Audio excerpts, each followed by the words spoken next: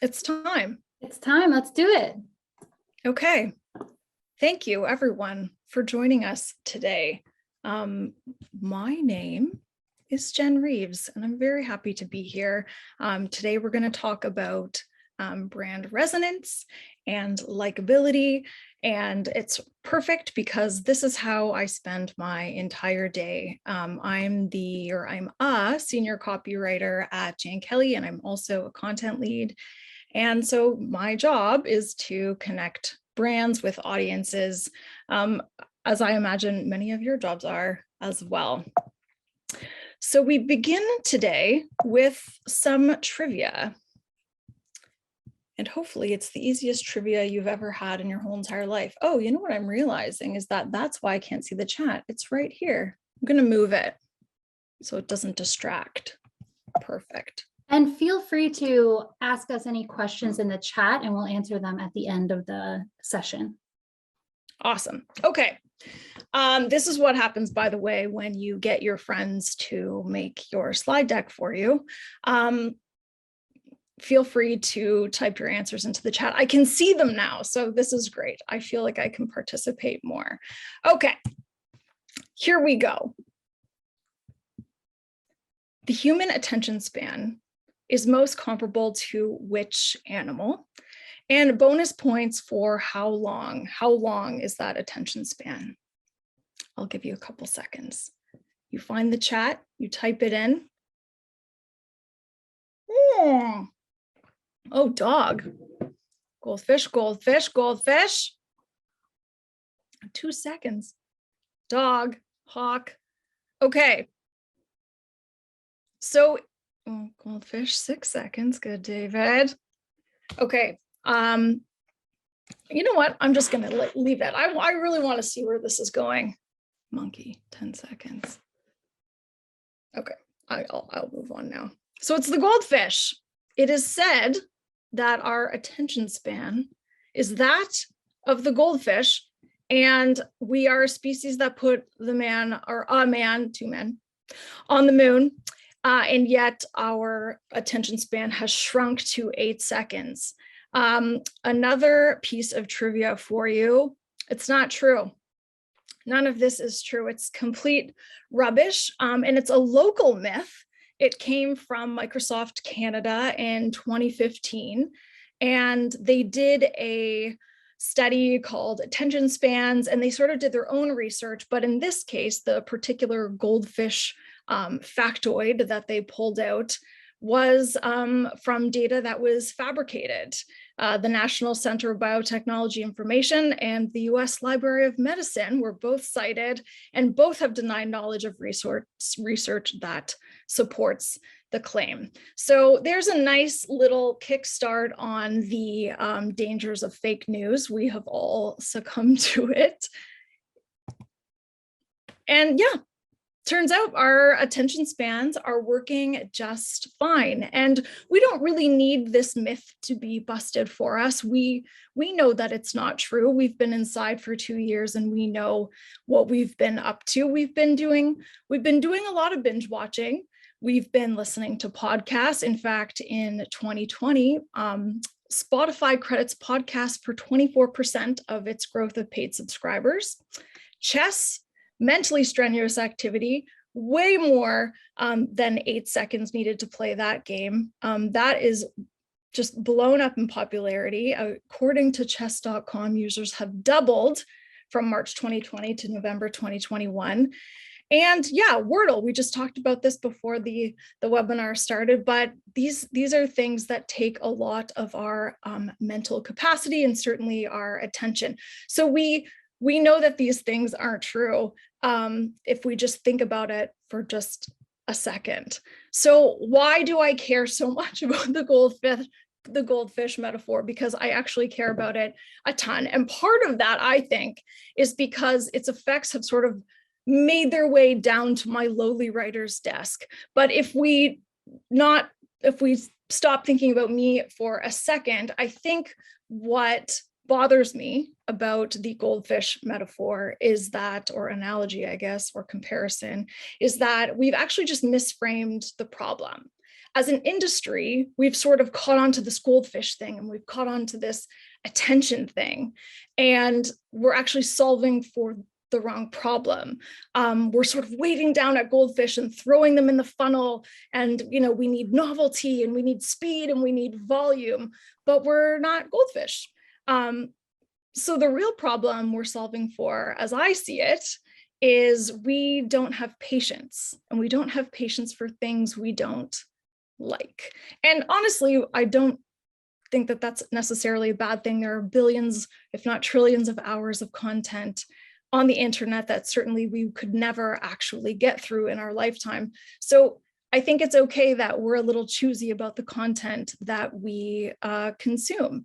And so I think maybe we're actually like cats. Maybe we're just not interested in humoring what we don't like. So for me, the problem is actually not attention. For me, the problem is resonance and likability and getting on the same wavelength as our audience. This is the problem that I believe we have to solve. And we've sort of overcorrected on one side with reach and sort of these attention grabbing tactics, and at the expense of resonance. So what's the difference? I mean, we as marketers sort of understand this difference inherently, but it is the morning. So reach is how many people could conceivably see your message at one time.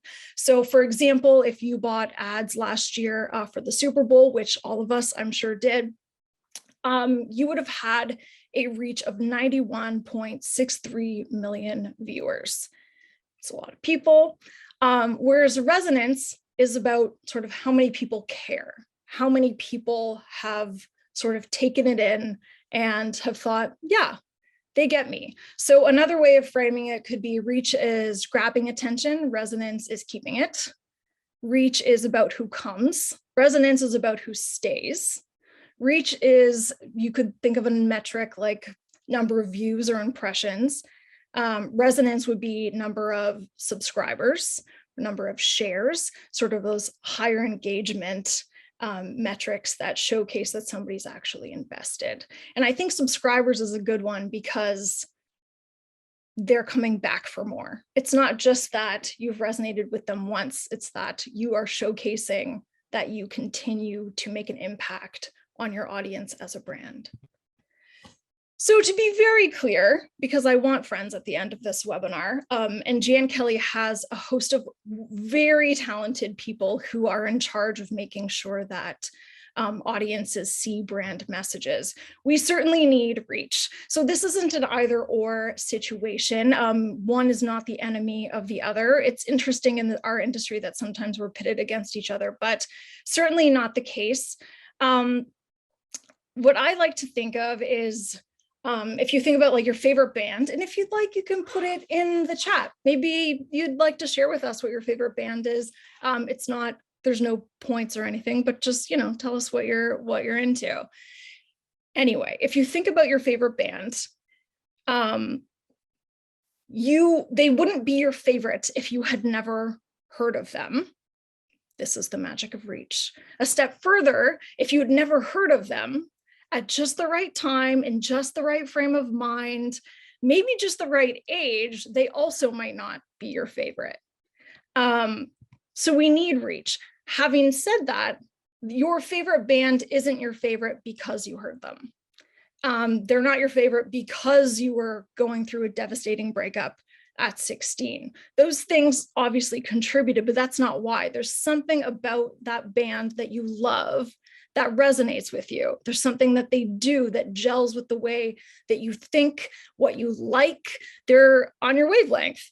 Maybe it's their style, maybe it's their values. Maybe you're like, Dave Grohl's awesome, but he's also like a super good guy. Like there's something about Dave Grohl that like resonates with you personally. And this is where the comparison comes in for me. This is what we need to do with brands. It's sort of, we need the reach, but we also need that connection. And I think my real point in this presentation is that awareness is sort of a proxy for what we really want. We talk about brand awareness as a very big part of what we do every day, but it's sort of a proxy for what we really want, because what we really want is to be liked and to be someone's favorite and to have them coming back.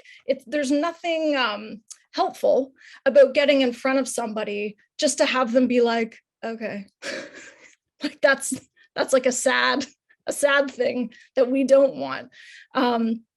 We want to, yes, we need to fill the funnel, but we need to keep people in the funnel. And this is our work as marketers. This is what our job is. And it is work. Finding an audience's wavelength it's not easy. And there's really nowhere to hide when you're unsuccessful in your audience resonance. If an audience isn't really connecting with you, there's nowhere to hide. And I wonder if this is why. It's not why I think our industry has focused a ton on digital reach tactics. I don't think that's why. I think they are because consumer behavior is changing, algorithms are changing. There's a lot to know, and this pace is insane. And you do need people who are on top of it. However, I also think it's super big, I guess is the word I'm looking for. Like, you're kind of like big numbers, and it's really exciting. And I also think that there's somewhere to hide if it doesn't work. For example, if your campaign doesn't work, you can say, well, the budget wasn't big enough, or it was just too much noise, or the algorithms are really messed up, or whatever. We tried and they just didn't respond. I need some water. Whereas, I still need water. 1 second. Oh, this is nice. It's really lingering. It has an effect. It's like in there. I'll just talk through it. It'll be fine. Maybe it'll make me sound more mysterious. When your work doesn't resonate, there's really no one to blame but our own brand teams and ourselves. And that actually is kind of crappy, but it means that we have to stick around and figure it out and work through it. But ignoring it isn't really the way to go. And really ignoring resonance makes sort of two assumptions. And the first assumption is that people will see our message and they'll automatically get it. Like, all we have to do is just get in front of an audience and they'll just understand that we're the best. They'll just see that we're the best and it's fine. Everything will take care of itself, which is a super brave assumption if you think about it. It's like booking stage time, showing up, speaking into a microphone, saying we have solutions for your problems, and then expecting to sell merchandise at the end of the show. Like, that's a pretty bold assumption. The other assumption is being the best at what we do will automatically make us likable and automatically make us resonate with our audiences. And that's tough because that isn't how favoritism works. If you think about your favorite band, again, they're not objectively the best. They're your favorite, you like them, and there's very good reasons to like them, but they're not the best band in the world. Nobody is the best band in the world, at least by all metrics, right? They're just your favorite because you connect with them. I think about Iron Man a lot because he's my favorite Avenger. He's not the most powerful Avenger, not the best looking Avenger, actually, by comparison, but there's something about him that resonates with me. He's my favorite character. You don't have to be the best to resonate with people. And so by now, I hope I've built enough tension in this presentation for you to be like, okay, great. So if it's not about showing up and if it's not about being the best, how do you make people like you? And yeah, I don't know, but here's great news. I know somebody who does. And so I want to introduce you to Jay Akunzo. He's the creator of Unthinkable. He also has a really great newsletter that you can subscribe to. He's sort of a craft-driven marketer. He started his work in marketing, and now he's sort of a full-time speaker and creator, but he's done some really great thinking in this area, and I want to credit his work. And what I'm going to show you today is a framework that he's created called the Flywheel of favoritism. And it's a framework for what you can do as in your brand work to create more fans, to be more likable, to resonate a little bit more.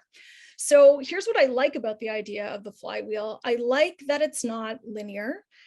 So no matter where you put effort, the wheel spins forward. It's like one of those like pinwheels that you make as a kid and you just like blow it and it turns. Very, very simple. But it's great because it's all about compounding sustained momentum. And you don't have to wait until you have the time or the budget over here before you tackle the low-hanging fruit over here. So here is how you read it. So on the outside, those words in black, those are the things that we can conceivably control. So the idea, the experience, the learning, the relationship, these are things, if not you personally can control, your team, your brand, your company, these are things that we have control over. And these are things that we can actively work to improve. The yellow labels on the inside, those remind us of the purpose of each of those things on the outside. So it helps give us focus on where we actually might improve. So for example, the idea, say something that matters. Okay, so if we're supposed to say something that matters, let's look at the idea and let's make sure that it says something that resonates with our audience. And that's a way that we can improve. I will get into this piece by piece. So we'll start with the idea. And so maybe this is where you can start in your brand work. You can be more likable to your audience by improving or developing the ideas that drive your work and making sure they matter to the people you're reaching out to. So what I love about this, by the way, is this can be huge and brand level, or this can be really tiny and project level. There's a lot of ways that we can improve our premise or the ideas that are driving our work. So this could be something like a brand vision exercise and making sure the why behind your ideas really resonate with your audience. It's funny, I do brand work a lot, and often you'll get somebody talking about the why and they'll be like, well, we exist to make money. And you're like, yes, you do, absolutely. Not super sure how well your audiences are going to connect with that. I mean, maybe if you're a bank, people might connect with your reason of being to make money, but otherwise, a lot of people really want to know your value, your purpose, and that's a really great way to connect with people. So suggestions for actually doing this, I think there's a lot of ways that you can challenge your ideas and make them resonate. These are just some ideas that came to me. Certainly you could do market research. If you don't have one, you could develop a persona and really see how your ideas connect with that persona. You could do some brand strategy work, get all of your people in a room and kind of hammer out what it is you're doing and why. You could do customer surveys and interviews. You could experiment with your positioning and see what sticks. There's a number of ways to do it. There's a number of ways to do all of these things, but here's some suggestions for some inroads. So the next one is the experience. And this is great because when you think about buying cycles and how long they tend to be in the B2B world in particular, you think about like, okay, well, we have to grab people's attention, which is true. But you also have to hold it for kind of a long time. And really the only tactic that works to do that is by improving the experience. And there's also great news, tons of ways that you can improve an experience. You can tell a better story. You can design better marketing materials, just make the look and feel of your things better. You can offer a more intuitive web experience. You can nail your customer service when, if there's a problem. Ideally, you're getting ahead of problems, but when problems arise, you're really, really nailing that customer service. You're ensuring that every interaction with your brand is solid.